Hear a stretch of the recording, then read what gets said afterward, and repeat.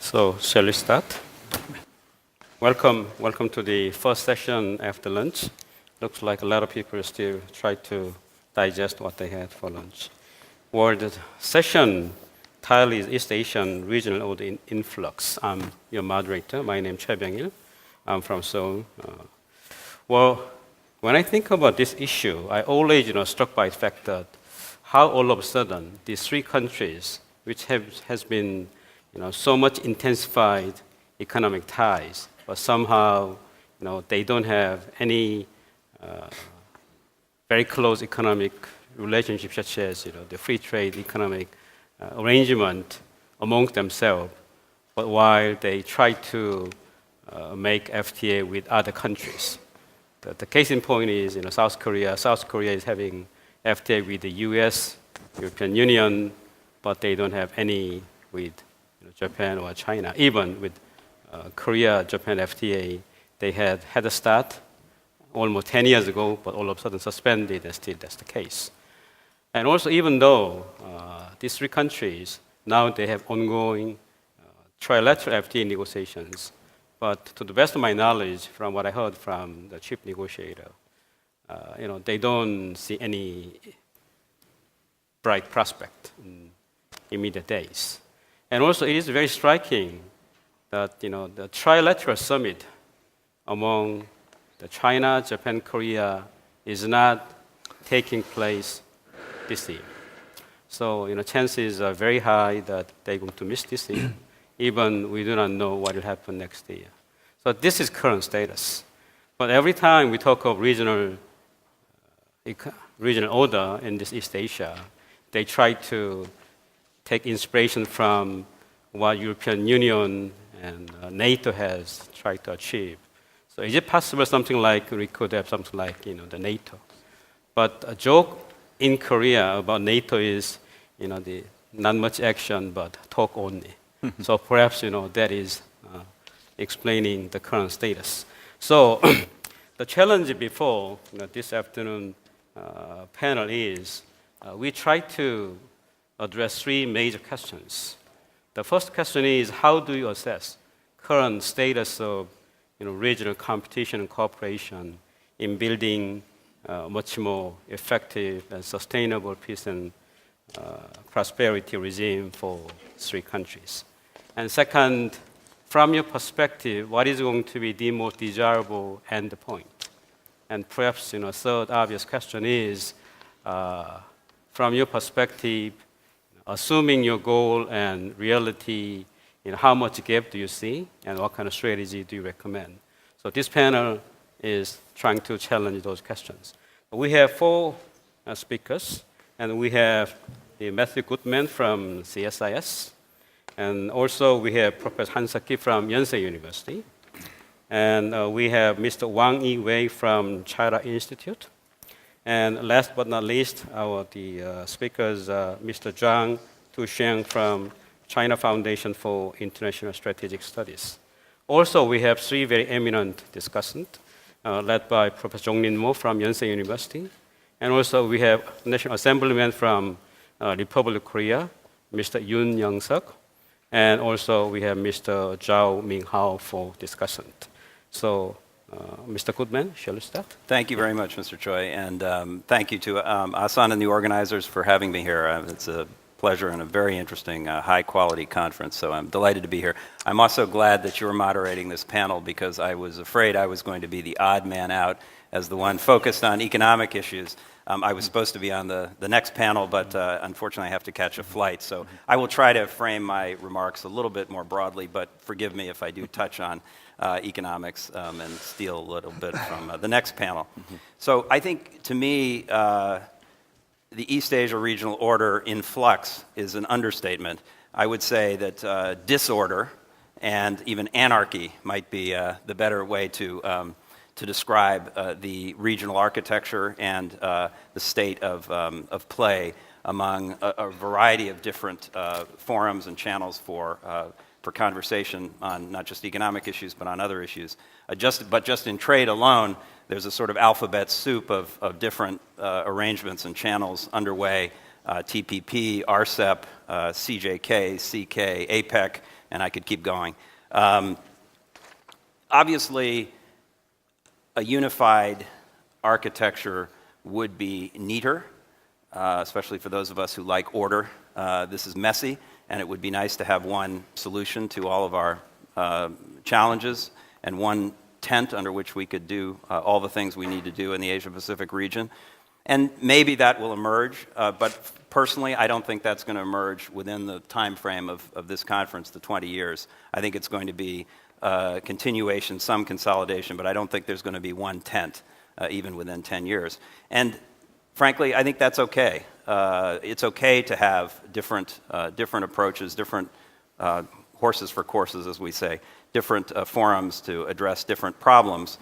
Each forum that currently exists brings more or less something useful to the table. There's a useful division of labor. I mean, the easiest way to see that is between the economic issues and the political and security issues. Clearly, there is a distinct role for APEC, for example, from the East Asia Summit, and I think certainly that's a U.S. perspective on those two forums, and it's useful to have that division of labor. I think even if these forums to some extent overlap and are not quite as efficient as they could be in terms of addressing challenges and problems, there is a useful process in all of these forums of building habits of cooperation among the various participants, something which has been not yet fully developed in Asia and the Asia Pacific. So I think this development of these habits of cooperation in these forums is very useful. And I think these forums can coexist. They create, again, as looking at this from an economist perspective, there is a kind of healthy competition between some of these different forums, and notably, and this is much commented on, between the Trans-Pacific Partnership, or TPP, and the Regional Comprehensive Economic Partnership trade negotiations, which I think creates a kind of healthy dynamic on some level. There are risks as well, including economic risks of trade diversion if these agreements end up diverting trade away from participants or non-participants in the agreement. But I would say on balance, the studies that have been done show that the likelihood is that these will be on a net basis more trade creating. And then there are risks of sort of geostrategic competition, which I think is somewhat visible today. But on balance, I think these things produce a sort of healthy competition. If there are concerns about the current landscape or the architecture, I would say that they really relate to two fissures or divides. And one of those is, on one hand, the sort of East Asia approach to community building, and on the other hand, the Trans-Pacific approach. Obviously, there is an aspiration in East Asia for community building, which, whether you're talking about ASEAN or the ASEAN Plus formulations, or even the East Asia Summit in its original formulation, there's clearly an aspiration for that kind of community building. On the other hand, there is an interest in a Trans-Pacific approach, and obviously the United States in particular has that interest, because although we are a Pacific power, we're obviously not an Asia power. It's actually important to remember the United States is a Pacific power based on geography, of course, but also necessity, history, security, economic draw to the region. But also by design, the U.S. helped to found APEC deliberately to avoid the creation of a line down the middle of the Pacific, which was, I think, the formulation that then Secretary of State James Baker used as a concern about other approaches. And in approaching this, the United States is really trying to do three things in the economic realm, and I think some of this applies in other dimensions of policy. The U.S. wants growth. It wants rulemaking, it wants to be a participant in rulemaking, and it wants to embed itself in a long-term sense in the region. And that's why the U.S. engages in APEC and other Trans-Pacific, TPP and other Trans-Pacific ventures. The other fissure or divide, which could be of concern, is between sort of a broad cooperative approach for cooperation's sake on the one hand, and a high standard approach on the other hand. And again, the former is an explicit part of ASEAN and ASEAN Plus formulations, cooperation in a sense for its own sake. And of course, on the other hand, the United States and the members of TPP are aspiring to high standards in that agreement, and one could apply that to other regional arrangements. And again, the reason the United States prefers that approach is both economic and political. The economic reason is that it believes that that high standard approach produces better efficiency and better economic outcomes. And also, frankly, for political reasons, because we couldn't sustain these efforts if we didn't aspire to high standards. But the main point I want to make here is that I think these differences can be exaggerated. On the one hand, the United States can accept some East Asian community building, of which it is not a part. After all, look at the reverse. The United States has a NAFTA agreement with Canada and Mexico, but we also want to engage in trans-Pacific activity, so the reverse is okay. And on the other hand, I would also say many Asians, or maybe most Asians, want the United States to be an active participant in Asia-Pacific affairs. CSIS actually did a survey a few years ago in 2008 of elite opinion makers. That is, we surveyed people like the people in this room across all of the Asia-Pacific and about East Asia community building. And we found some interesting results, that there's obviously a strong impulse for East Asia community building, less certainty about who should be part of that, but when ASEAN Plus 3 elites were asked which would be the most useful outside participants in those efforts, India ranked number 1, and the United States ranked number 2 in that conversation. And in that survey, 80% of Chinese elites that we talked to thought it was very important for the United States to participate in East Asia community building. So now that number may have changed. We're doing this survey again, by the way, sort of as we speak. We're undertaking it again. So stay tuned. You might get asked to participate, and that may change. But I still think it shows the possibility of the U.S. being an active participant and the desire for it. And then I think the point about cooperation versus high standards can be exaggerated. The U.S. went into the East Asia Summit knowing that it wasn't going to produce high standards, certainly in the short term. It went in because it wanted to have a cooperative dialogue, a conversation about some of the political and security norms in the region. And so on the one hand, it's exaggerated to say the U.S. always wants, specific high standard results. And on the other hand, I also think many Asians want high standards themselves. Vietnam is in TPP. It's been often commented that Vietnam will never agree to a TPP agreement that puts disciplines on its state-owned enterprises, but that's exactly the reverse of why Vietnam's in TPP. They want to discipline their state-owned enterprises, and because they know they have a problem in terms of the long-term efficiency and growth and probably other problems. So there is, I think, an urge, and even here in China, there is a new conversation about higher standards, whether you look at the Shanghai FTZ, Free Trade Zone, or the bilateral investment treaty discussions with the United States, or even the domestic reform conversation is clearly being, I think, influenced by this desire to reach a higher standard.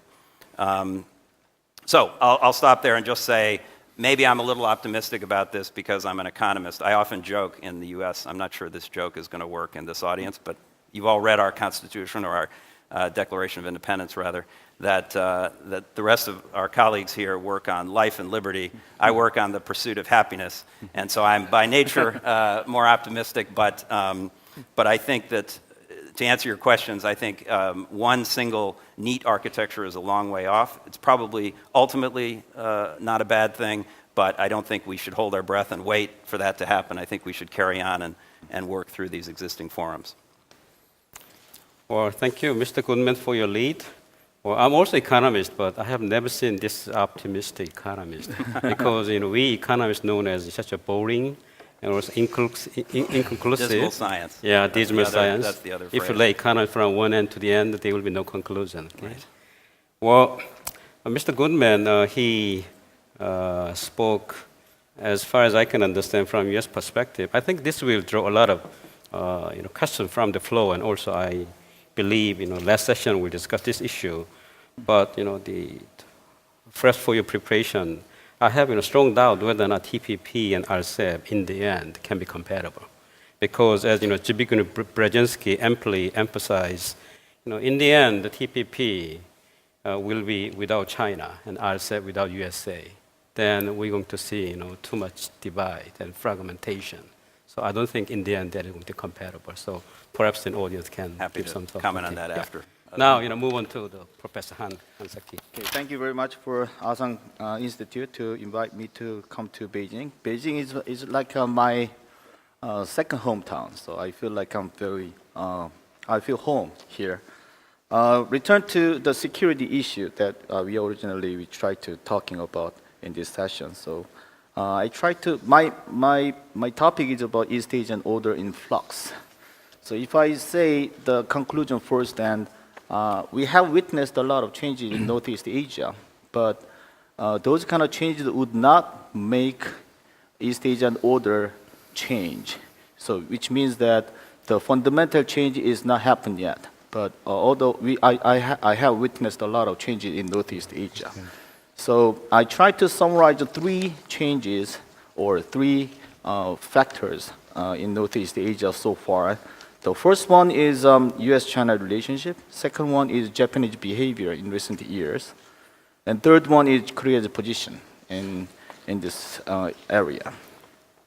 The first is China's rise vis-a-vis the United States. I think China's rise is very much conspicuous in this region and in the world so far.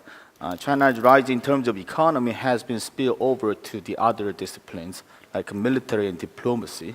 And then I would assume that the China's rise at this moment is more like a historical phenomena. China records number 2 economy next to the USA. And China may surpass the U.S. in terms of GDP volume in the foreseeable future. And China has increased in their voice in international setting. For example, Chinese shareholding in IMF. If I refer to 2010 data, then China's shareholding in IMF would be 6.19%, which is number 3 in the world. And China's shareholding in World Bank in 2010, the data says that it's 4.42%, which is also number 3 in the world. China also pursues to make a renminbi as international currency. So the more number of countries they try to make a transaction through the renminbi. If I'm talking about military part, the growth of China's military budget is pretty conspicuous. Between 2001 and 2012, average growth rate of Chinese military budget would be 15%, and which recorded about more than $100 billion last year. And narrow down, this kind of military growth would make narrowing down the military power gaps between the United States and China. Due to the budget strength, U.S. has to manage its tone down or the trim down of its military capabilities. At the same time, China continues to grow its own military capability and budget. Overall, this kind of phenomena would make the peoples in the world to change their perception toward China. So if I refer to any data, then Pew Research data says that more than half of their respondents responded that China has already been grown as a great power in 2010. And more than half of the respondents responded that China would replace the United States in the future, 2012. And we've talked about the new type of great power relationship and rebalancing previous session. And given the U.S. policy of rebalancing in East Asia and China's suggestion of new type of great power relationship, the U.S. and China may pose both competition and cooperation in the region in the foreseeable future. But still, I think that these kind of changes would not change the fundamental security order in Northeast Asia. I think still, what I'm meaning of the changes in Northeast Asia, changes of order in Northeast Asia means that power transition or power competition or those kind of perspective, then I assume that still power transition is far away to happen. Second is Japanese two-track diplomacy. Recently, if I take a look at Japanese diplomacy, Japan might have dual policies. One is they try to strengthen their alliance relationship with the United States very tightly. At the same time, they try to little bit neglect or little bit maybe they allow some confrontational relationship with Korea and China. I believe that, maybe please correct me if I'm wrong, I believe that Japanese perspective is the most important thing is Japan-US relationship. As far as Japan-US alliance is very sound and sober, then the rest of the relationship might not be a problem. If I just say about little detail about the situation, Sino-Japanese relations, which came from territorial disputes, and sometimes it's unprecedentedly antagonistic. And recently, sometimes I've heard the rhetoric of a military confrontation. If I just speculate the future orientation of this bilateral relationship, hope of detente is very, very disappearing. So this is my personal opinion. For the foreseeable future, then China-Japan relationship would not be making it detente. Also, Korea-Japan relations. We have face-off between governments, the two governments, Japanese government and Korean government. We just face off at this moment. Public opinion matters in Korea and Japan, but I think with some Japanese initiation, a potential for conciliation may still is there. If I refer to today and yesterday's newspaper, the report, President Abe, Prime Minister Abe, he mentioned about some conciliatory attitude toward the Korea side. I think this kind of conciliatory action might work, and then in the near future, that we might resolve this kind of confrontations. I'd like to point out one thing. Despite it's a sour relationship between Korea and Japan, and Korea would not make any joint responses in cooperation with China against Japan. So sometimes I think China might like to have a cooperation with Korea, and we have to make a joint responses against Japan, but I think Korea is not ready to make that kind of cooperation yet. At the same time, China make a good relationship with the United States. They try to consolidate a tight alliance with the United States, and they try to be a loyal assistant of U.S. rebalancing. At the same time, I think Japan, they might tacitly request to the United States moral, diplomatic, and military support of Japan. To some part, that might be a little burdensome to the United States, but I think this is the current fact. While remaining contentious with the neighboring states, Korea and China, Abe pushes the strong U.S.-Japan alliance and attempts to form friendly ties with ASEAN and Europe. But this kind of Japanese action, from my understanding, would not make any fundamental changes in Northeast Asian security order.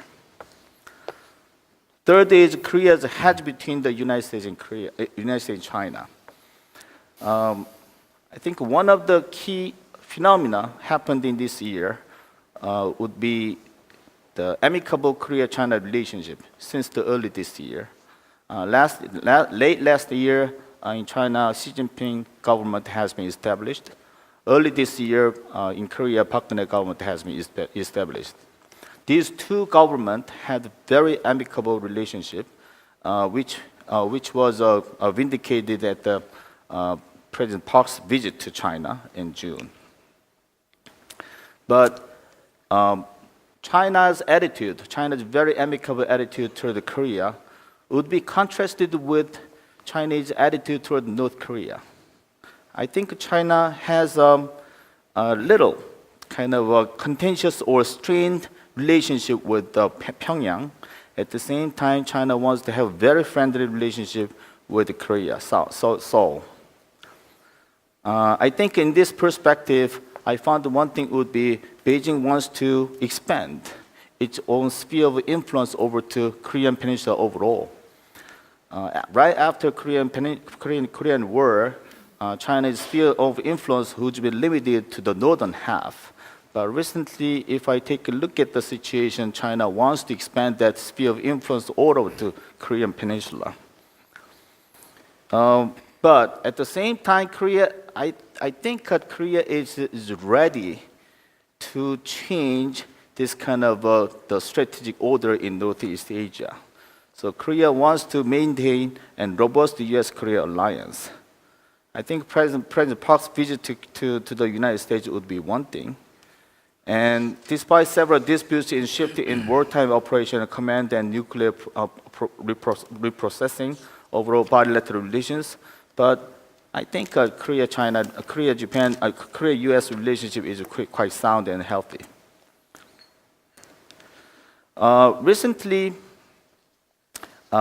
if I just talking about the President Park Geun-hye's government position between China and the United States, and I don't find any significant change in its policy of hedging between the United States and China. Overall, at the same time, the President Park's government, they want to just make another overture in its diplomacy. Currently, we are talking about Asia paradox, which is economically we are very cooperative and very helping each other, but at the same time in security and in politics we are confronting or we are not getting along each other. So how to get over this Asia paradox is one of the good issue that we are talking about. For overcoming this kind of current status of Asia paradox, President Park suggests that Northeast Asian Peace and Cooperation Initiative, which is promoting trust and cultivating habits of cooperation. It's just beginning. I'm not sure whether it's going to be successful or not, but anyway, it's meaningful for her to suggest this kind of a new initiative. Another thing is President Park actively promotes Korea's middle power diplomacy by supporting MIKTA, which is Mexico, Indonesia, Korea, Turkey, and Australia. Those kind of middle power diplomacy might be another initiative for her to get over this kind of problems. So finally, I try to say the future orientation or future prospect of the regional security. I think between China and the United States, cooperation and competition would be last for a while. But another thing is the power transition is still far away. But before power transition, we are talking about something is alliance transition. Many alliance countries, they might change their position from the United States to the other countries. But that kind of alliance transition is not even that is not even happened yet. Given the territorial disputes, I think the Japan-China confrontation and its relationship would be last for a long time. But at the same time, Korea-Japan relationship might have a lot of possibility to back to the normal status. Korea-China security cooperation is very important, and Korea doesn't have any intention to remote from China. We try to keep going toward the China side.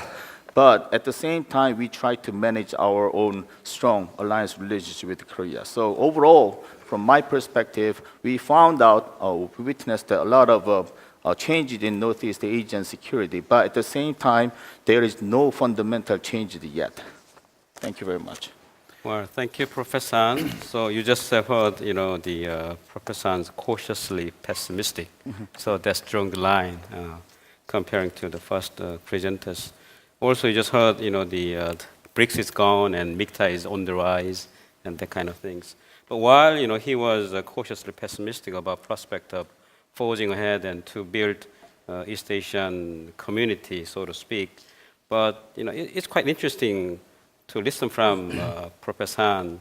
He was positively, he was quite cautiously positive about possibility of improving Japan-Korea relationship. So perhaps we can add further questions. Now let's move on to Mr. Wang. The floor is yours. Thank you. First of all, thank you, Asan, and for inviting me again. For Professor Han, Beijing is your second hometown. Me too.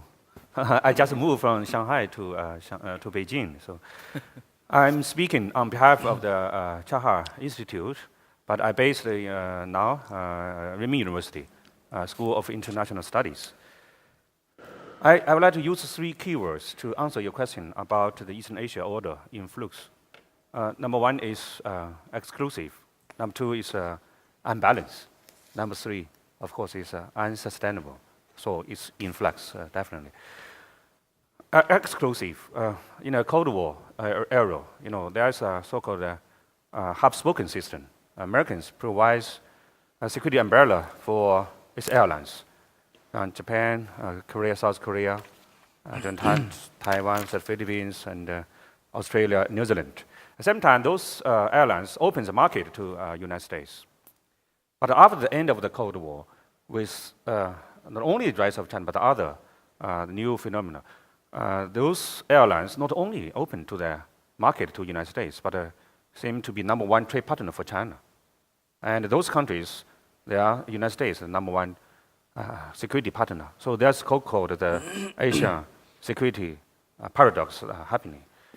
This is because the traditional order is exclusive to China, especially international security order. After the end of the Cold War, China joined, for example, the 10+1 ASEAN Eastern Asia Summit. And in Northeastern Asia, there is also 6-party talks.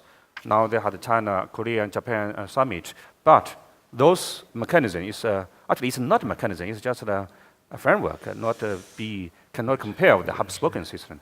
So in this regard, China still not fully inclusive to those of the arrangement. Not only China, I think Russia. Russia also is also eager to play some role in Asia, especially Asia security architecture. Like this March, when President Xi Jinping visited Moscow, they both initiative the Asia security new framework. But what kind of that framework should be, of course, include the United States. But how to deal with the traditional security architecture, this is still a challenge. And EU also not inclusive.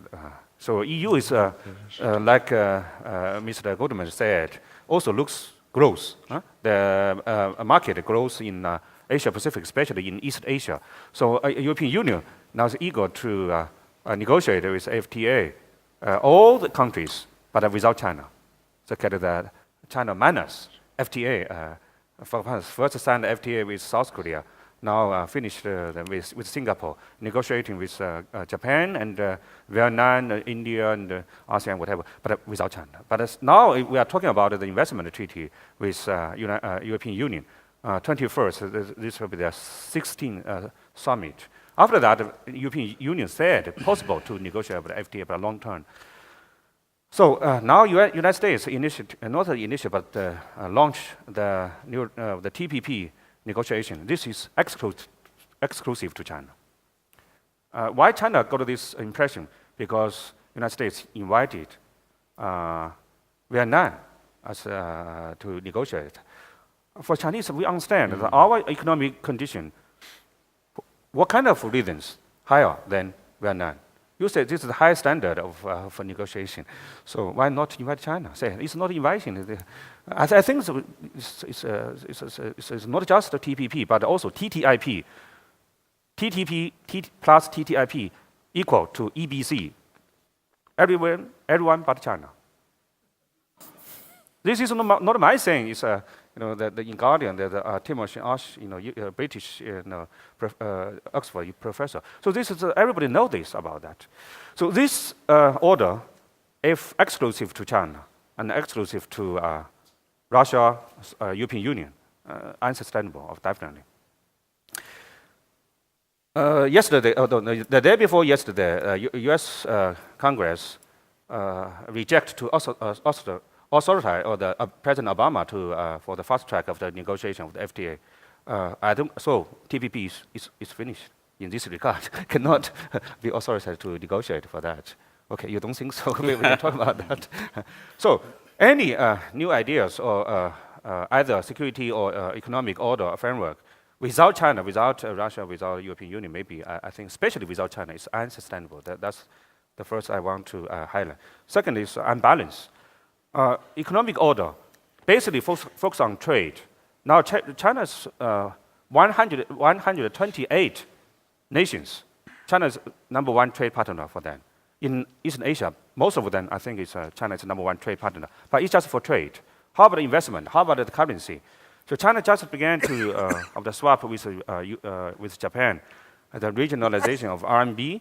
This, of course, make U.S. dollar, U.S. happy. But China said with this very clearly. This RMB regionalization, internationalization is just complementary to U.S. dollar. It's not want to challenge U.S. dollar. No intention, no capacity to in doing so. But China, Japan, Korea, we felt pressure that with the quantitative of the QE, and 3, and the U.S. print U.S. dollars too much, and we suffered too much. And the trade volume is so high, but we should both use the U.S. dollar as their currency to account. That's a very risk in this regard. I think it's very natural. So this is the first unbalance. I think it's just the trade, not just the investment and the currency financial arrangement. Second unbalance, as I said before, is security and the economy order is quite unbalanced. So how to resume the balance? I think that whether U.S. continue to provide economic public goods for Eastern Asia, because you still provide security public goods, no problem. Either China can provide security public goods to Eastern Asia. Of course, this is not just China to build more airlines with like United States did before. No, I mean non-traditional security issues and others. China can cooperate with United States to contribute more on the public security goods in Eastern Asia. In this regard, China-U.S. So-called new type of great power relations is crucial for the new order. So that's what I'm talking about, the so-called unbalance. And lastly, unsustainable. If this order or the old order without full participants, for example, North Korea also not include. Only we talk about the six-party talks, talk about North Korea, but in six-party talks, there are many difficulties to resume. Other framework, either political, economic, or security, without North Korea. And other, Russia also. So this is just to talk about Eastern Asia. It's not just Eastern Asians, Eastern Asia. It's also the world, especially some key stakeholders in this region. So I think any framework or architecture, either in economic or security, we should include all stakeholders. That's first, we should make recommendations for that. And secondly, public goods. Who provide public goods? For Japan, China, Korea joined together, still we are negotiating with FTA, but many difficulties because of the historic and distrust between the other. And just rely on the United States, it seems like not only the US airlines cannot trust too much on the US leadership because of the huge debt of US. I think China also worried about that. We should prepare to contribute more to join together with the United States to provide more public goods in this region. And of course, we need like ASEAN and Japan and South Korea also should do more. But how to have a division of labor? So to go beyond the Cold War mentality, I think to resume the U.S. Leadership, and at the same time to discover the new potential of other stakeholders. So this is still many challenges. Sorry. So you finished? Sorry. Okay. Deep Yeah.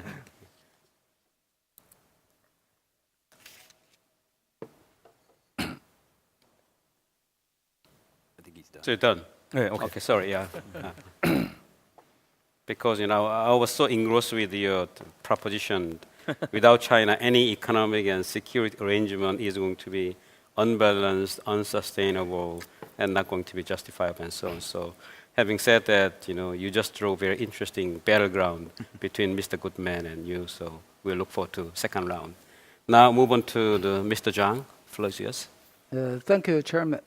Thank you for inviting me to attend this very important, very interesting conference. But I want to say is this time I prefer to speak in Chinese because there are so many Chinese here, and a lot of people can speak Chinese, and some people are studying Chinese. So please use your earphone. So I want to just several words in English. I try to draw a more optimistic picture about the order. And I will talk from the history to the present and to the future. 第二次世界大战结束以来呢，开罗宣言和波茨坦公告确立的秩序没有能够在东亚有效的实现，而是出现了雅尔塔秩序和冷战秩序。东亚秩序曾经经历了2个阶段，在第一阶段出现了以美国为首的军事同盟和以中苏同盟为中心的社会主义国家的对抗。50年代、60年代分别爆发了朝鲜战争和越南战争。当时美国的战略重点在欧洲，但是在亚洲则是主要对中国进行遏制与围堵。当时呢，中韩2国也陷入了完全对抗的状态。60年代后半期，中苏彻底分裂，美苏对抗依旧，中国则同时与美苏敌对，处于敌对的状态。在第2阶段，面对苏联的严重威胁，中美建立了准同盟关系，共同对付苏联。美日等双边军事同盟不再以中国为敌，这是一个重大的变化。但大国对抗仍然主导着东亚秩序。1979年的中越边界冲突就是以中苏对抗为背景的。80年代末，美苏关系缓和，中苏关系改善，中国与东盟国家关系迅速的发展，预示着冷战秩序在东亚的终结。有中国学者认为，冷战秩序的结束略先于2极秩序的结束。我赞成这种看法。2极秩序是在苏联垮台以后才结束的，但是东亚这个冷战呢，其实在这之前基本上已经停止了。冷战及2战格局结束以后，东亚秩序发生了深刻的变化。总的看，大国之间的全面对抗不复存在，各国的相互依存日益加深，双边关系普遍得到改善与发展，多边对话机制得到了较快的发展。虽然热点问题仍然是此起彼伏，甚至引发某些安全危机，但东亚地区在总体上保持了和平发展趋势，所以东亚才能够成为世界上经济发展最快的地区。目前，东亚地区已经初步形成了一种多元的、以合作为主的共处或者说叫共生的安全秩序，但仍然存在着许多风险与不确定的因素。下面我想呢，我认为这样的一个秩序呢，目前已经存在的秩序呢，主要包括4大部分。第一个部分是不断加强的各国经济相互依存，不仅是经济相互依存，而且呢，在非传统安全方面有很多我们都是在一个船里面，和各种双边伙伴关系的建立与发展，包括战略伙伴关系。国家间普遍建立起多方面、多层次的双边对话机制，积极开展多方面的合作。第2点是大国协调与合作。虽然在东亚并没有正式的多边的大国的协调机制，但是这种大国之间的磋商协调是普遍存在的。大国关系仍然时起时伏，但已形成了不同于历史上的大国权力制衡。大国间既合作又防范，既相互借重又相互制约，彼此间的共同利益、合作需求已经大于分歧和摩擦，保持较为稳定的大国关系已经成为大国的共同愿望。我想这一点是应该充分肯定的。三是不断发展的各种多边对话机制，主要包括东盟主导的10+1、10+3、10+6、东盟地区论坛以及东亚峰会等。这些对话机制具有东亚的特点，适合地区内各国政治经济发展的不平衡和文化价值观的差异，主张综合安全、合作安全、共同安全的新安全观，实行协商一致的原则，对于维护东亚的和平稳定与发展发挥了非常积极的作用。在这个东北亚6方会谈曾经一度取得发展，但遗憾的是呢，现在已经停滞了多年了。我们希望能够把它重新启动起来。第4个部分是以美国为首的双边军事同盟体系，主要包括美日、美韩、美澳、美菲、美泰同盟等，以及美国的前沿军事存在。这些军事同盟是冷战的遗产，处在转型中，是东亚秩序与安全机制中最有争议的部分。现在东亚许多国家认为美国的军事同盟体系和美国的军事存在为地区安全提供了公共产品，但包括中国在内的一些国家对于美国的双边军事同盟，特别是加强军事同盟，有着严重的关切和警惕。所以展望未来，下面我谈谈对未来的看法。为了使东亚秩序朝着更为有利的与和平发展的方向发展，为了处理好当前面临的上升的挑战和矛盾，包括中韩在内的各国应该共同做出新的努力。我想讲5点。第一点，我们应该继续加强东亚各国的相互依存，加强双边经济及安全合作，特别是要加强应对非传统安全的合作，加强我们之间的伙伴关系。要争取在已建立的各种经济自贸区的基础上，早日建立起东亚经济共同体。其中呢，要想做到这一点，中日韩建立自贸区是关键。现在因为中日关系，日韩关系不好，这个谈判呢陷入了一个停滞的状态。同时，我们要积极推动区域全面经济合作伙伴关系的发展。第2点，应该继续推动以东盟为主导的多边安全对话机制及地区内其他各国以各国平等、共同分享领导权、共同承担责任、坚持协调一致为特点的安全对话机制的发展。我认为呢，这样的安全对话机制，它内容有益于欧洲的欧安会，更不同于北约，但却具有强大的生命力。在未来一段时间，东亚多边安全合作应该以充分发挥联合起来的中小国家的作用，防止大国操纵，积极发展各种信任措施、互信措施，以及加强危机管理机制和加强各种安全合作为主要任务。第3点，应该使地区内的大国制衡关系进一步朝着全面构建不对抗、不冲突、相互尊重、互利共赢的新兴大国关系的方向发展。我认为呢，其中对于中国来说，构建中美新兴大国关系是最重要的，但是构建中日新兴大国关系则最为紧迫，因为现在恰恰是在东亚，按照现实主义的理论是出现了权力转移的一个地区。现在中国和美国的差距其实还很大，所以中日两国现在都很不适应，日本呢尤其不适应，所以中日之间构建新兴大国关系的任务更迫切。此外，中俄、美俄、俄日也都应努力构建适应和平发展时代的新兴大国关系。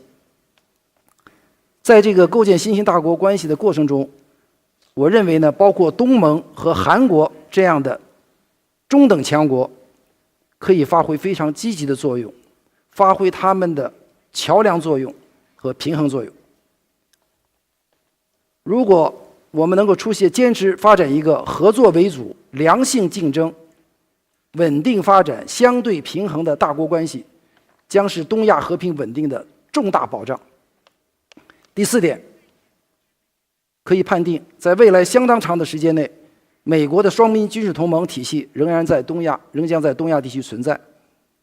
但是，如果它要想发挥积极的作用，对于和平和发展来讲，这些同盟应该加速转型，不再以他国为假想敌，也就是说，不要以第三方为假想敌，应该彻底抛弃冷战思维，努力要实行防御而非进攻的方针，要将应对非传统安全作为首要任务，并且应该努力开展与非盟国的安全对话与合作。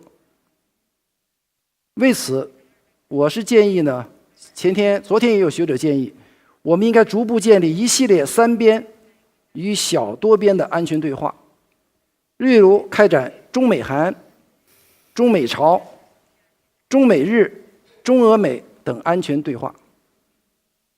我觉得这是很必要的，也是有利的。这些对话可以为双边同盟与非同盟国之间的对话打开通道。当然了，与此相反的发展，则是将这些双边军事同盟连成一气，在东亚以至亚太建立亚洲版的北约，并将防御转为进攻，积极干涉他国内政。我认为，如果出现这样的情况的话呢，很可能会使东亚秩序再次走向对抗，这是地区内多数国家所不愿意看到的。第5点，有关各国要解决好地区内的热点问题。近年来，东亚地区的热点上升，已引起了东亚国家以及世界各国的担心，包括朝核问题、东海与南海的海上领土与海洋权益争端问题。此外，中国大陆与台湾、朝鲜南北双方还要尽最大努力，自主实现祖国统一。只有通过和平对话，并且遵守国际准则和国际法。当然，台湾问题有点不同，台湾问题我们认为是中国的内政，但其他的热点问题都要遵守国际法和国际准则，来解决好这些问题。这样呢，东亚在冷战后形成的和平发展的大趋势才能永不逆转，东亚出现的多元合作与共生的安全秩序才能得到有效的巩固与坚实的发展。I'll stop here. Thank you. Thank you. Thank you, Mr. Zhang. Now we have heard 4 speakers, and now we move on to discussion, giving a feedback. So shall we start with Professor Mo? Well, thank you very much. This conference has given me a chance to think about our neighborhood. Back home, I've been thinking about only Korea and sometimes the world. And I'm a discussant, so I'm not supposed to present my own thinking on this issue. And I'm not even an expert. But having listened to 4 presenters and then the original 3 questions that the moderator raised, I kept thinking maybe we're not really framing the questions correctly. Because remember the first question was what's the current status of regional order here in East Asia, or the nature of regional order, and then what kind of a ideal model that we'd like to have in East Asia. And then presumably there's a gap, and so what kind of strategy we need to narrow the gap. So the basic assumption is that the current system is not good. But from another perspective, though, if you think about what we have, it's not too bad because it worked very well for the last 40 years, I would say. Since China opened its doors in 1979, I think every country in the region has prospered. And so we have to think about what is it that made that possible, that we've been able to manage affairs. It may not have been perfect, but we've done okay. So if you think about this issue, the nature of the current order, I think the most important aspect of the current order is exactly the imbalance that Professor Wang says. Is basically, East Asian leaders have been very pragmatic or very wise up to now. Then they've been able to separate politics and economics. So let economics go on and let people pursue their happiness. And political and security relations, we've been very patient. I think that's the essence of the current order. And okay, there's some danger. There's some sign that this separation of politics and economics is unraveling a little bit, but still, I think this is this has worked very well. And then maybe from the Chinese perspective, maybe this is not very good for us Koreans. I think it's not a bad system at all. And so, I guess I'm supposed to defend my government. I guess somebody else will do. So we should be happy with the Asian paradox, that we should not, should not be too ambitious about security and political cooperation. I say this because if we are too ambitious and trying to correct this imbalance and between political and economic leadership, we may end up ruining what we have already, which is very prosperous regional economy, and that's one reason. Another reason why we have to rethink our fundamental question here is that regional order or regional solutions is not the only solution to our problems. Okay? That we can solve problems bilaterally or unilaterally based on self-help system or multilaterally through global institutions. So perhaps that we've been thinking too much about East Asian order when the current order is working very well, and we may not need a new order because we have other alternatives to solve our problems. So I just say that to I think make our discussion a little bit more rigorous. Thank you very much. Well, Professor Mo, thank you very much. Well, while I was listening to your comment, I felt like I'm becoming the person writing letter of recommendation to my students applying for certain school. There's a lot of categories starting with exceptional, truly remarkable, and then in the middle of that, there's good.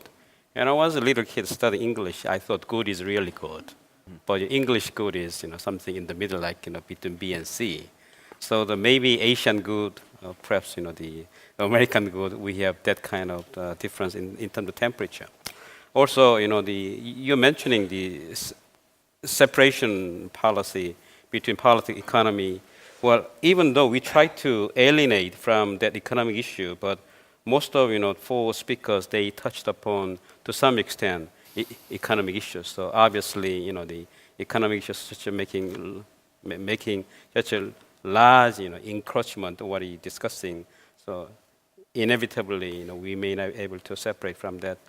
Okay, so let me move on. Now. I have the honor of inviting National Assemblyman, Mr. Yoon from Korea. Mr. Yoon. Thank you. Good afternoon, everyone. I feel great privilege in having this opportunity to listen to insightful presentations and feedbacks here. My special thanks goes to the Honorable Representative Zhang and Asan Institute for having invited me this wonderful occasion. As the speakers before me have acknowledged, the East Asian region now faces time for unprecedented change. January last year, as you know, the United States announced its strategic direction, pivot to Asia. And China responded with its own anti-access and area denial, that is to say, aid to AD principle. This mutually colliding posture of the two superpowers are likely to raise tension in this region. And it raises a challenge for other countries to come up their own ways to deal with the new situation.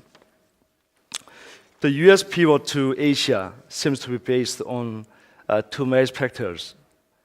The first is the rise of China's challenging economic, military, and diplomatic spheres.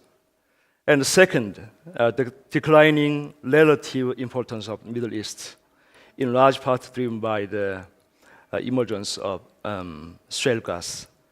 Actually, the U.S. Dependence on crude oil from Middle East was 23% in 1999. However, after the production of shale gas, it decreased to nearly 15% in 2010. Without doubt, the emergence of China as a new superpower and the United States Counterbalancing Act will largely determine the future direction of regional order and the degree of stability here. We know the U.S. balance is now seen in its effort for seeking greater tightening of alliance with countries surrounding China. This is driven by the increasing number of the advocates of containment policy in Washington. To this end, we see the U.S.-Japan ties strengthening and the Korea-U.S. ties attracting increasing attention in Washington. On top of them, the U.S. is further boosting its ties with regional allies such as Australia, Indonesia, and even India. These efforts of the U.S., however, seem to have their limits. China already has acquired sufficient military capability to defend itself from any kind of provocations.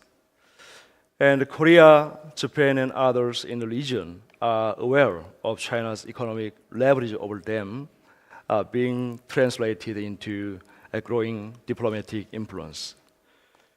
We know the nuclear capabilities of the US and China render full-scale military confrontation between the two unrealistic. Both countries see too much to lose in full confrontation. Thus, a reasonable choice will be their pragmatism. That should come in the form of simultaneous balancing and cooperation. The ever-growing independence between Beijing and Washington makes this all the more necessary future sense of a course of action of both. But there are elements of caution here. We have seen recent cases of negative bilateral interaction that have compromised mutual trust between China and the US. We cannot look away from the possibility of China's projection of power colliding against the US and each ally's effort of containment. The China-Japan dispute over Diaoyudao, for one, is potentially very explosive issue. And China's disagreement with the Philippines and Vietnam over Nansha and adjacent island can also further escalate. Korea's Dokdo Island tension against Japan is no exception to this. Furthermore, any dramatic developments, such as sudden collapse of North Korea, could send who care about regional stability into tailspin. In short, in this region of the world, we all seek cooperation through competition, but remain profoundly nervous about ever-present possibility of instability that may be triggered by confrontation and conflict. That is exactly why we need extra efforts from all of us to seek new East Asian regional order that will promote cooperation, stability, and prosperity for all. For this, as Zhang Tuosheng mentioned, not just the leading powers such as China and Japan and the US, but also all of the key players such as Korea, the Philippines, Vietnam, Indonesia, Australia, and others should actively participate. We need firm common understanding for the principles such as denuclearization in this region and peaceful resolution of differences without resorting to military means ever. We need to make such understanding as the linchpin of the regional order. For that, we may consider new multilateral vehicles or organizations in East Asian region to achieve the goal, which will in turn necessitate much more brainstorming and discussion. But for now, those are my thoughts I want to share with you today within very short time on a vast issue of East Asian regional order in Flux. Thank you. 谢谢. Thank you, National Assemblyman Yoon. You amply stress out the imperative having more effective and sustainable multilateral security arrangement, which is missing in this region now. Well, last but not least, Mr. Zhao, you've been waiting very long with a lot of patience. Now, floor is yours. Thank you, Chairman. And first of all, my big thanks should go to Dr. Zhang, President Ham, and all the ASEAN staff who make this forum possible and successful. And I think ASEAN Institute is just becoming a world-class intellectual hub with great vision and forward-looking perspectives. And I think my response to the distinguished panelists will focus on two big questions. The first one is about the evolving regional equilibrium, the new regional equilibrium. I prefer equilibrium to order. And secondly, I will focus on the China-US dynamics. And I think when we approach the order issue, we approach the order issue usually from three dimensions. One is power, the second is norm, and the third is path. And I think all of panelists, they have addressed the tensions on this front. That's the tension between messy multilateralism and the demand for order and order building. That's the first tension. The second one is the tension between geostrategic forces and geoeconomic forces in this region. And the third one is the tension between rule-making and rule-taking. I will go through quickly. The first thing I want to highlight is the changing or new strategic geography and evolving regional equilibrium. And I think with the spur of U.S. rebalancing strategy, most of the regional countries have had their own rebalancing moves to follow. So it seems that East Asia's era of rebalancing has just begun. A new strategic geography featuring the Indo-Pacific Asia and an emerging power web, emerging complex power web in this region have inspired many strategic thinkers and policy planners to reassess and reprioritize their works. So it's worth exploring how to well understand the driving forces of different rebalancing moves by the regional players with political realism and pragmatism, as well as to seek to how to capitalize on the rebalancing moves by different players in order to generate more synergy for the order building. The future trajectory of China-US relations, we have undeniable and unrivaled impacts on the East Asia order pointed by Professor Sukhee. And how to respond to this tricky dynamics is the overarching conundrum for most regional countries. And I think Professor Han identified two kinds of policy patterns. The first one is the Japan's policy pattern. The Abe administration is playing a kind of dual hedging, and you use the dual strategy, and I prefer dual hedging strategy, which means that it is hedging against the rise of China in the short term, as well as hedging against the possible relative decline and retrenchment of the US in this region. And Abe welcomes the US pivot and seeks to make use of this strategic opportunity to sail on the borrowed trip, accomplishing his own security agenda and amending the pacifist constitution. And in contrast, the Australia and South Korea are adopting a strategy far niftier and defter than one employed by Japan. It is not only in the interest of China, actually it is in the interest of South Korea, ROK, and Australia. And I think Canberra and Seoul, they try to play the bridging roles between China and the US, their primary economic partner and their indispensable security guarantor. No one likes and accepts the G2, and it is certainly not in their interest to face up to a confrontational China-US relations. So for them, they have to find a middle and a balanced way which can best serve the long-term and overall interests. So there's two kinds of policy pattern. I think the good thing is that both Beijing and Washington are aware of this evolving regional equilibrium and this complex tangle. And China and US is recalibrating their relations in this region in a positive and triple win manner. And I think such recalibration is the story of the good, the bad, and the ugly. The good thing is that I think both Beijing and Washington, they are adapting to a new hard reality. That is, you have to be accustomed to the competitive coexistence in this region.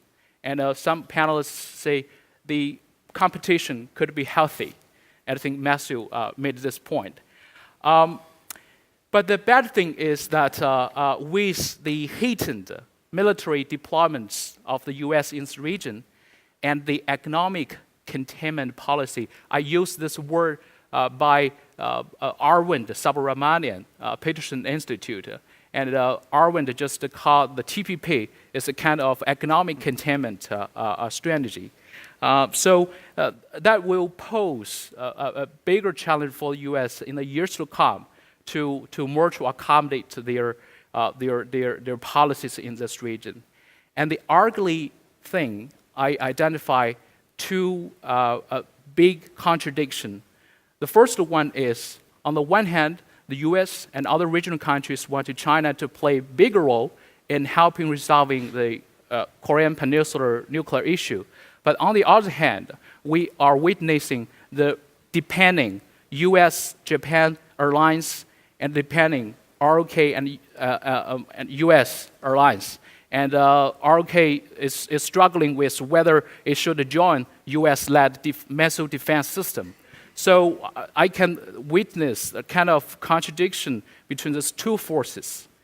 And another one is the crisis associated with North Korea's nuclear program is gathering. It's very urgent. But I would say the coalition or the joint coordinated efforts in confronting this crisis just slowing down. And if not totally stalled.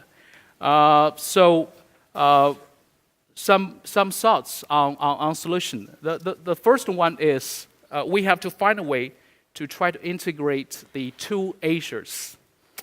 And sometimes I really argue that we should think twice this assumption because the two Asia theory, one U.S.-centered security order and the other China-centered economic order, actually is then exaggeration of China's role in economic integration in this region, and also is the underestimate of China's role in the lasting peace and in envisioning regional security architecture in this region.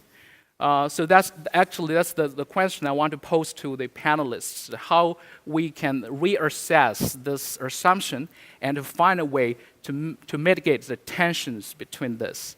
Lastly, I would say in order to have a healthy China-US relations conducive to the order building in this region, Beijing and Washington should pay attention to three sets of problems. The first one is crisis-related problems. North Korea and Afghanistan in post-2014. And that's the first set of issue. And the second set of issue is public goods related issue. It's about energy security, maritime security, and sustainable development in this region. The last one is about architecture-related issue.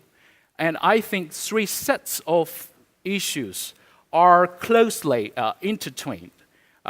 So that will be a big test for Beijing and Washington. And last but not least, in order to address this complex issue and to face up to the evolving regional equilibrium, we need a joint coalition, and the ROK is no doubt a key and indispensable shipper of the regional order.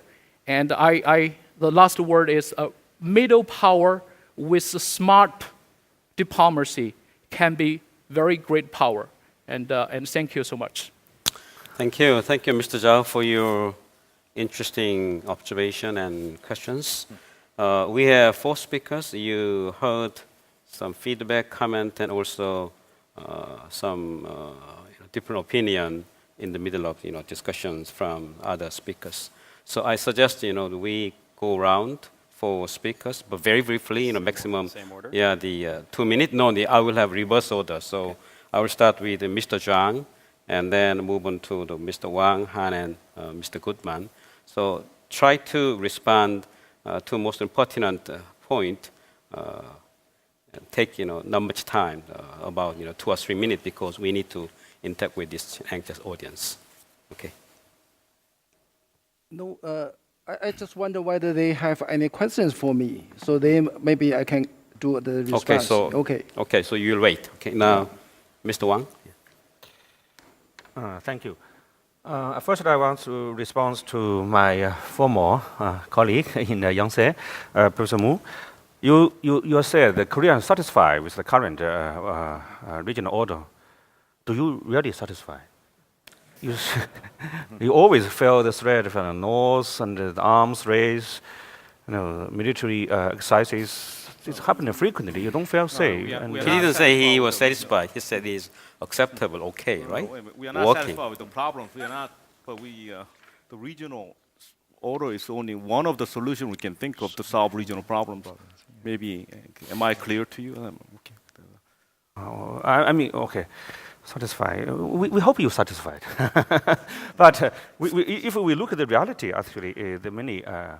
Last year, 2 years ago, there's a separate data said that the military budget in Asia overtake Europe. So the Cold War still continues. So this is unacceptable. So it's not good for everybody. And secondly, there's you say orders. There's too many orders. So it's no comprehensive, effective, and sustainable order to. Like in Europe, there's Europe, NATO, whatever. This is too much overlapping, but ineffective order and architecture. So, it's a waste of energy. Even the leaders, to attend this summit, that summit, too busy and do nothing. That's a big problem for them.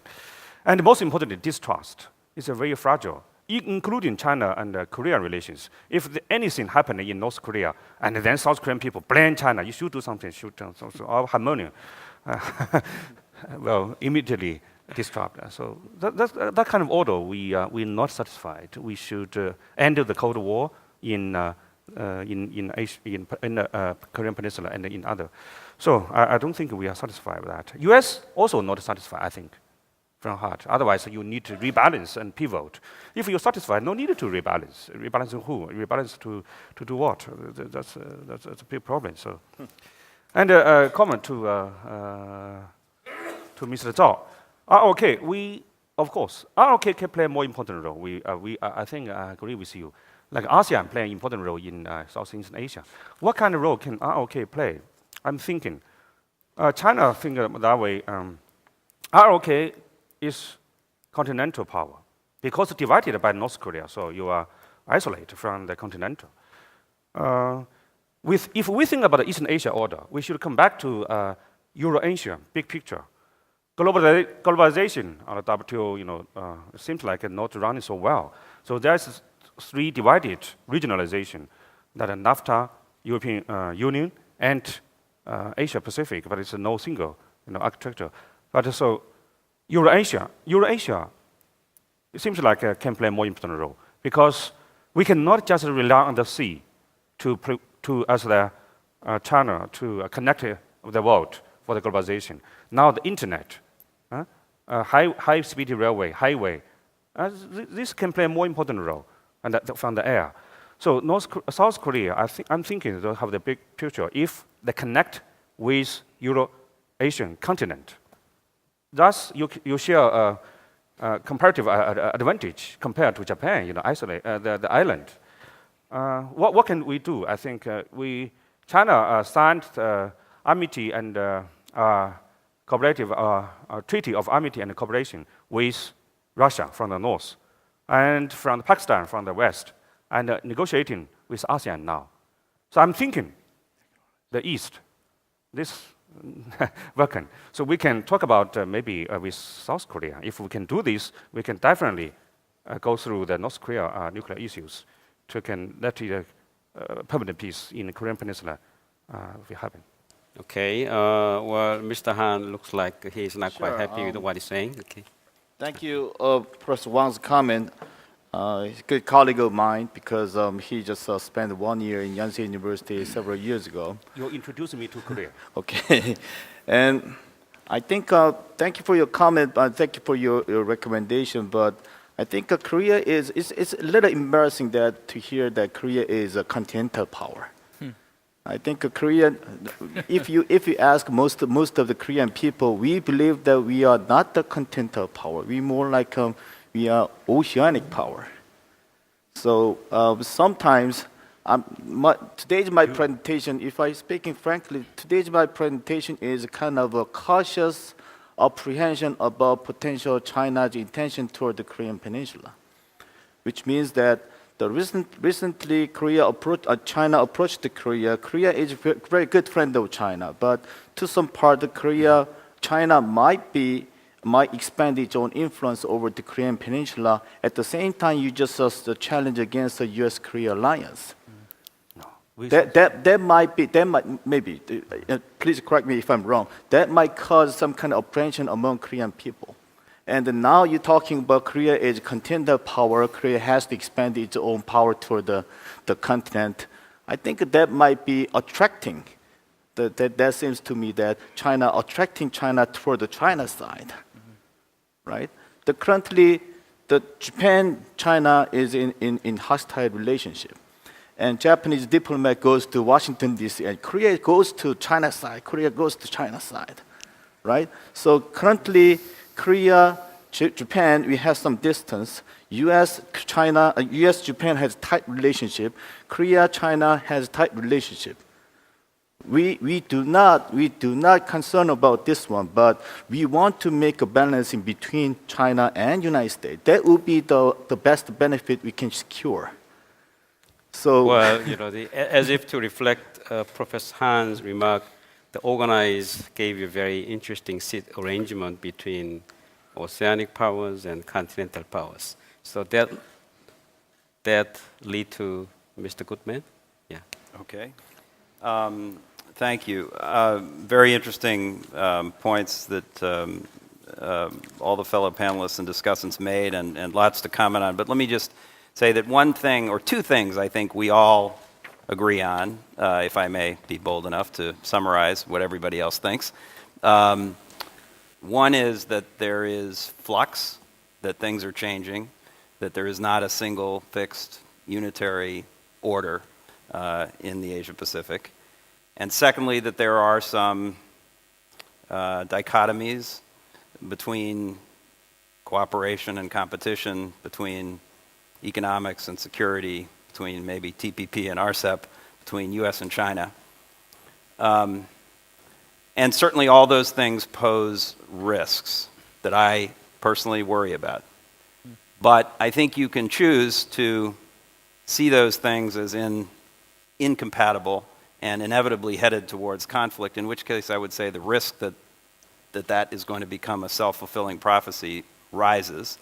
Or you can see this is a sort of a grayer set of issues in which there's some dark gray and some lighter gray, and you try to manage the dark gray and you try to accentuate or expand the lighter gray or the white zone, as it were.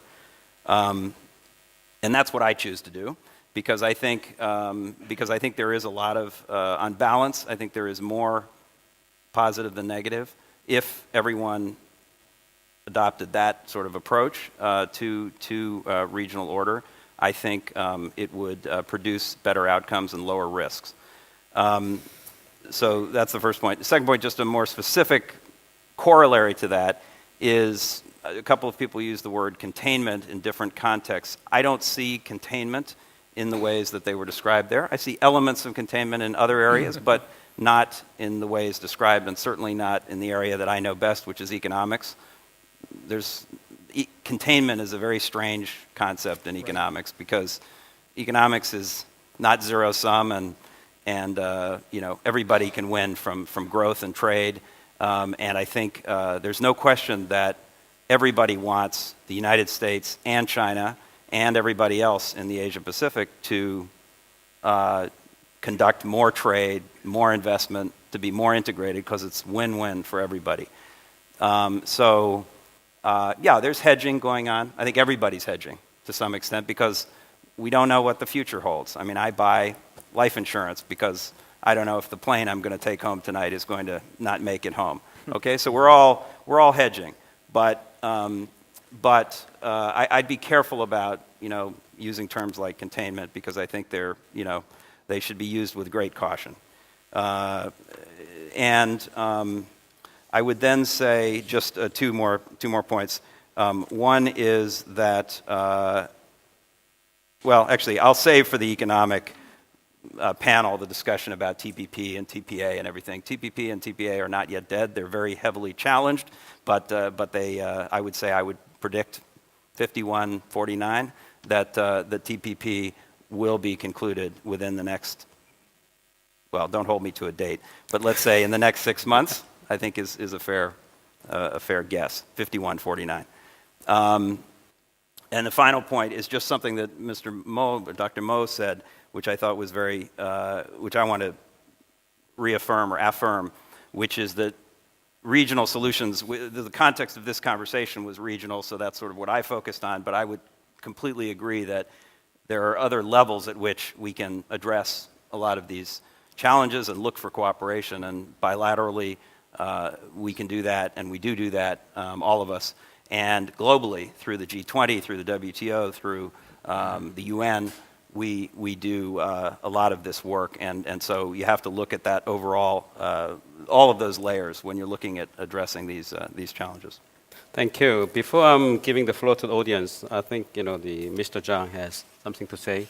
So would you say very briefly? Yes, yeah. I just add one point that I think is a very important issue. That is why the United States and Japan would accept China become a maritime power. In the past, China is just a land power, continental power. But now the Navy is developing very fast. So a lot of concerns. But I think now China, Korea, and Japan has common interests to keep the freedom and the security of the sea lane of communication to the Middle East. And in the future, if the shale energy develop very fast, maybe 3 countries need some energy from the United States. So the sea lane communication to the United States is also very important. It's the common interests. So Chinese Navy would like to shoulder the common duties, responsibilities to keep the security of the sea lane of communication. So this is something, and I really hope U.S. and Japan can think seriously. Well, I think concept of power is evolving. I'm not a political scientist, I'm an economist, but the way I understand power, especially continental power and oceanic power, I think it has something to do with what kind of value system they do share instead of location. Well, now the floor is wide open, and I see the several people already. I will start with Professor Jongryn Lee, and then move on to the gentleman, and Mr. Kim, and you. So we have four-person gentlemen. Okay, please. Thank you very much. I'd like to thank all the panelists. My question is to Mr. Zhang Tuosheng. Every time I talk to Chinese intellectuals or policymakers, they always say that the U.S. alliances in the region is a relic of the Cold War. Well, we don't think so. Neither do the Japanese or the Australians. And let me tell you very frankly that the reason why we are allied with America is not just because of North Korea, it's because we also have common values. The biggest Cold War player is your best friend, North Korea. And you also have a treaty of amity and friendship with them. And so why is that not a relic of the Cold War? Why do you always blame America for having these so-called Cold War alliances? And, I have to also remind my Chinese friends that the reason why we are concerned about your actions, I agree with you, we should support open sea lanes of communications for everybody's interests. But when China acted in 2010, when the North Koreans attacked, for example, Cheonan, and they sank and killed 46 South Korean sailors, and they shelled Yeonpyeong Island, China basically sided with the North Koreans. And so those actions convince us that we need a very strong alliance with America. The alliance is not perfect. We have issues with our American friends. We have issues with our Japanese partners. But I think it's very important for the Chinese to realize that the alliance that the U.S. has forged over the last 60 years has been a very positive element for stability and prosperity. And that is something that I wish our Chinese friends will understand. Thank you. Thank you, Professor Lee, for your question. Now, gentlemen. Thank you very much. If I am a gentleman, I'd like to ask a question. My name is Yamaguchi from National Defense Academy of Japan. I have two questions to mainly Chinese panelists here. The first one is when Professor Han talked about the tension between Japan and China over the islands in East China Sea, he said the military confrontation. I had a problem with that definition. Because the Chinese government has been really careful to avoid being militarily involved. So all the activities have been done by law enforcement entities, while the Japanese government as well has been really careful to avoid committing our self-defense forces to that region. So two militaries are keeping away from that an area of tension. So my question is if Chinese colleagues agree with me on this point. And another point is I think China is becoming more and more maritime power. And if I understand correctly what Professor Wang said, China will be eager to take responsibility to be a kind of public goods, providing the community, international community with public goods to protect security. If that includes sea lines of communication protection, as my friend Tuosheng said, if in the future China is in charge of, take charge of protecting sea lines of communication in Pacific Ocean or East China Sea or Indian Ocean, and Japan remains the pacifist or remains the same as we do. Will China regards Japan as a free rider in terms of security? Thank you. Thank you. Thank you, Mr. Yamaguchi. Now the question goes to Assemblyman Mr. Kim. Thank you. I have one comment and one question. First, the comment on the question of whether Korea should be understood as continental or oceanic. I think the answer is within the question, because Korea is bridging continent to ocean. As a historian has already described, from the perspective of Japan, Korea was once assumed as a knife, thrashing through the continent in the north. And from the perspective of China or the continent, Korea once assumed as a dangling hammer over Japan. Maybe bridging between the two, one may say that's opportunistic kind of a stance. But we have to understood the geographical and strategical significance of Korea or Korean Peninsula. Well, that's my comment, and my question is going to Mr. Goodman, because you are the only one from United States in the panel. You mentioned quite several points in TPP, and well, once I was negotiated Korea-U.S. Free Trade Agreement, and throughout my work of negotiating with the USTR people, what I understood is they negotiated within a certain framework delegated from the Congress. And that's what you call fast-track authority, or later it was called Trade Promotion Authority. And as far as I know, such authority has never been renewed. And how come any U.S. negotiators can negotiate without any delegation from the Congress? There's still the negotiations going on, as far as I understand. And this is my question to you.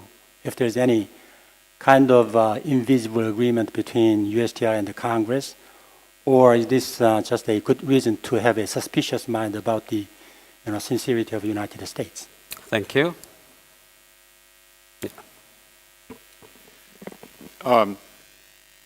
I confess that over the past 2 days, I feel a bit, as we say, whipsawed, as we alternate from soaring optimism to deepest pessimism and so forth, and I'm trying to find a way to reconcile what we have heard. This is in part, I think, a function of disciplines, as Matt Goodman has just pointed out. I should note, by the way, that we're on the same flight, but I don't think I've bought insurance for the flight, so. It'll be okay. Yeah, thank you. But it seems to me that the difference I'm hearing here, it's more than economics versus politics, although it's related to that. If you look at the big picture, we can talk about activities, arrangements, structures of a kind, sometimes formal, sometimes informal, that I think the argument is constrain what most states do, maybe not all, but most states do with respect to their use of power, that their interests seem dictated very, very much by restraints of a kind, particularly on, let's say, the use of force. Alternatively, a lot when our perspective is more granular, either on a bilateral basis or maybe even on debate within a country, that's where you get to the messier, more conflict-laden possibilities. I'm not saying one is right and one is wrong, but it does seem to me that we live in a world and in a region now that has obviously undergone an enormous transformation. We're trying to feel our way to some other kind of arrangements. It's not, with the exception in particular of North Korea, it's not so much threat-driven as it's uncertainty-driven, which is I think somewhat different. So it's not threat-driven models in the classic sense, because in some way most states calculate more or less in rational fashion where their interests lie. But my concluding comment, and this is where I feel a bit in two directions, is that there's been enough discussion here over the last several days to persuade me that conceptions of a stable order may be premature in a variety of ways, precisely because of the dynamics that are at work generally on a bilateral basis, whether it's Japan and others, United States and China, and maybe even uneasiness within particular societies about how the outside world is seen. So I have no way of reconciling this right now. It does remind me yet again that I think we really need a new strategic vocabulary. We haven't quite found it yet, and that is a worthy endeavor that I'd be curious to hear anyone speak about. Thank you. Well, to save time, perhaps I could collect one or two more questions. So I see the Professor Chu, and then I'll give floor to you. Thank you. My question is directed to Professor Wang and Professor Zhang. Yes, with all the due respect, I really appreciate your encouragement and kind words on the role of the middle power and the potential that South Korea might have in playing this role.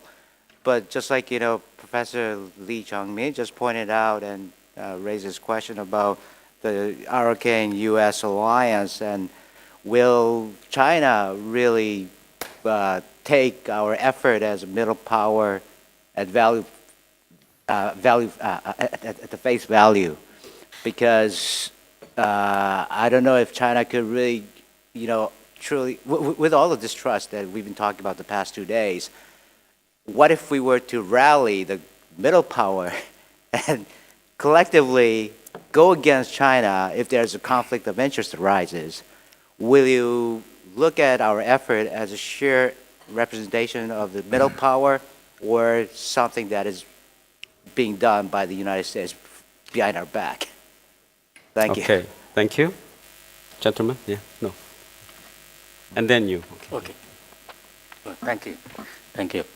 2 quick points. First, I think now or in the near future might be the time for Chinese to rethink their long-term attitude, perception, or even Cold War perception about the U.S. role, security role in Asia and the alliance system.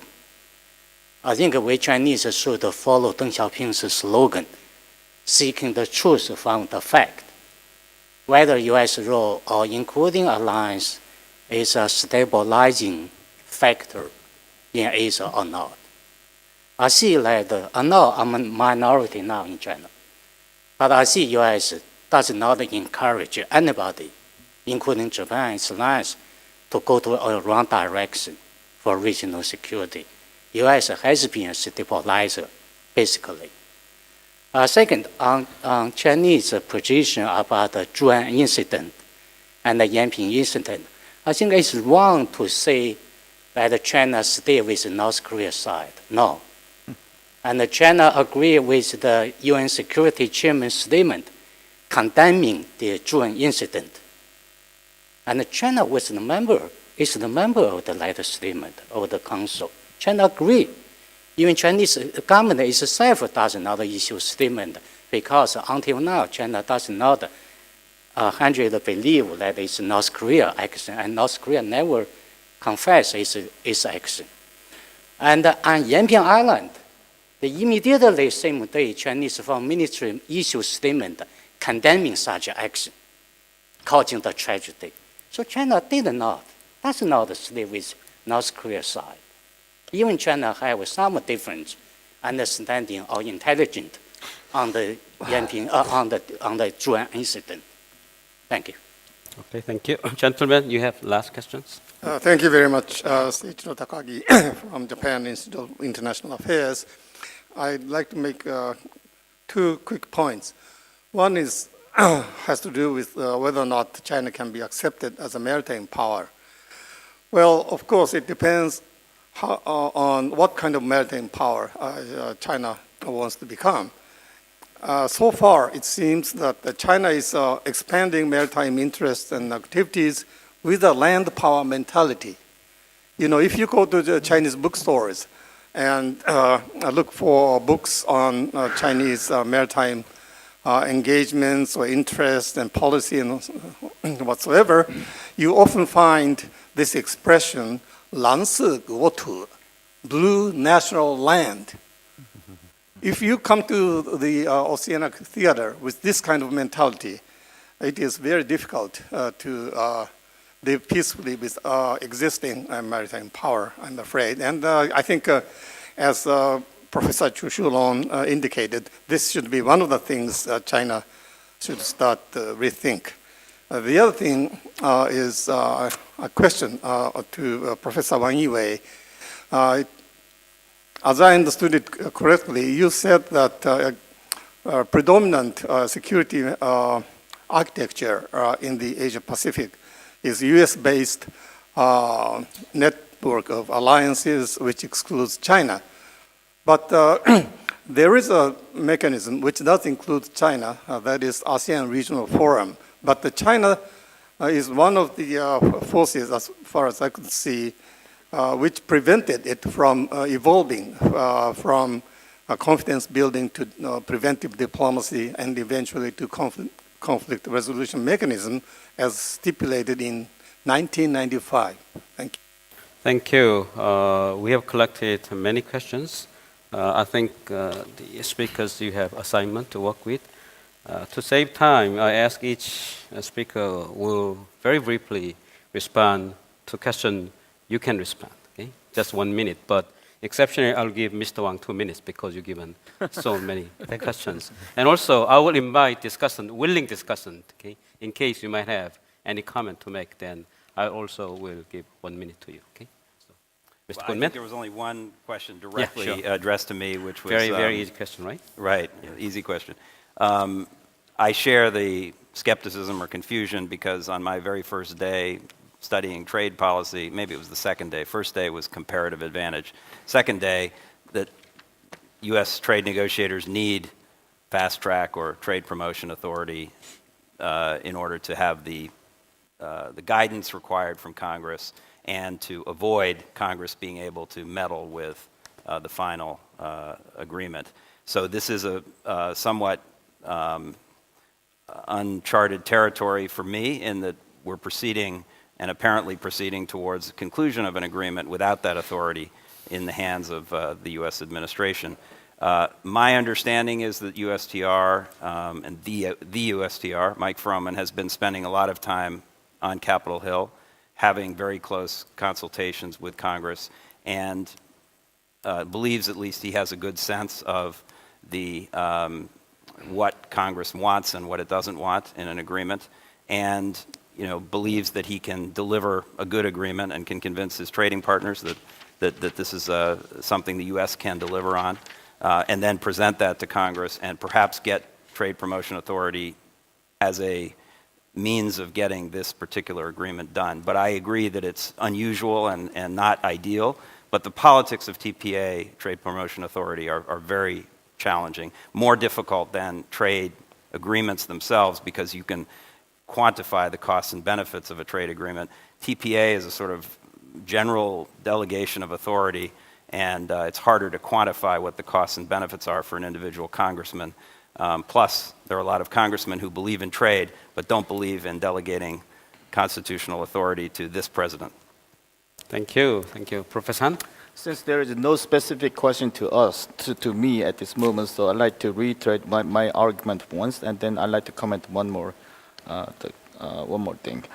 I think although we have a lot of security issues in Northeast Asia, but I don't find any fundamental security order changes in this region. So I think it's premature to talking about this kind of tradition or security order changes at this moment.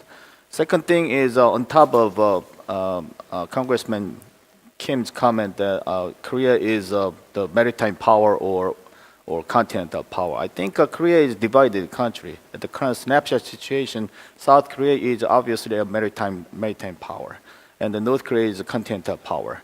As if I follow Professor Wang's comment, then Korea, with the condition of unification, Korea wants to become continental power to move forward to the northern side. Thank you. Thank you. Now, Mr. Wang. Thank you. So many questions. Let me to thinking further about the important topic. First, to Professor Distinguished Gao Mo Chen Yilang 教授. You raised a very important question about the Chinese challenge. I talk also in my new book called 海商 欧洲文明启示录. Maybe I should give a copy to you. The three challenges for China cannot be global power. Number one is traditional maritime power. Not. It's a traditional continental power. Our civilization, for example, mentality says, 上善若水, 厚德载物. 水, governance of the water.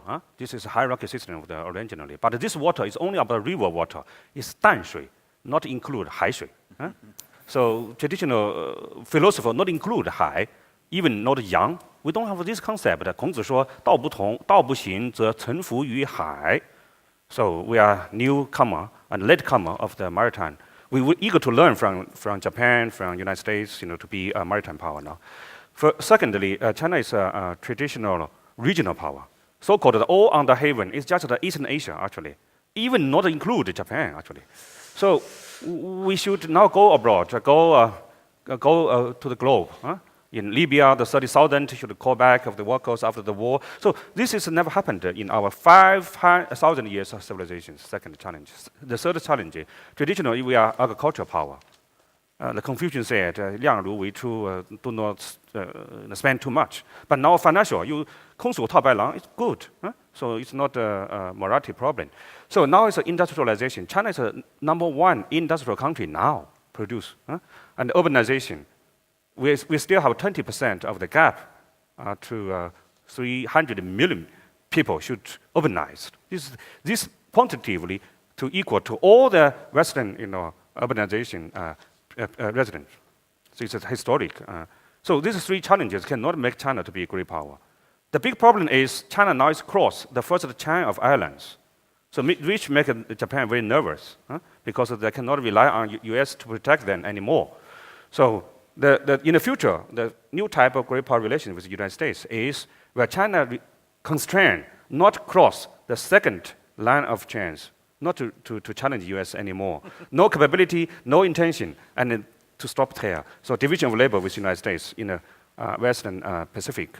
So Japan can cooperate with China, not just to be nervous to have some Diaoyu Island or whatever, you still my teacher, as a maritime power and many modernization, whatever, I think China, Japan should work together to, otherwise this is unsustainable, not only for you, for China. Consider about China is growing, but still the demand is still, in a kindergarten, and the muscle, so it's like Yao Ming, so this is unsustainable. So help China, help yourself.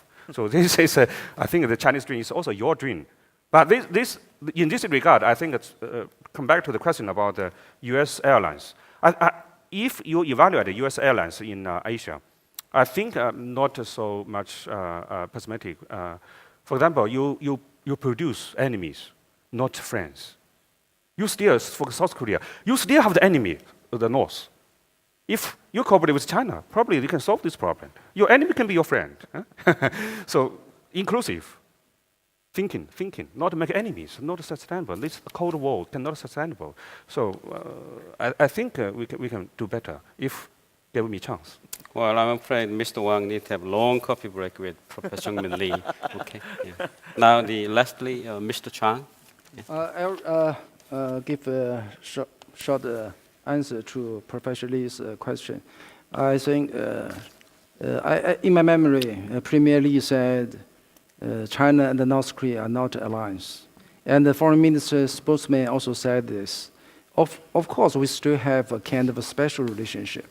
And so I think the military alliance, whether it can play a stabilized role, it depends.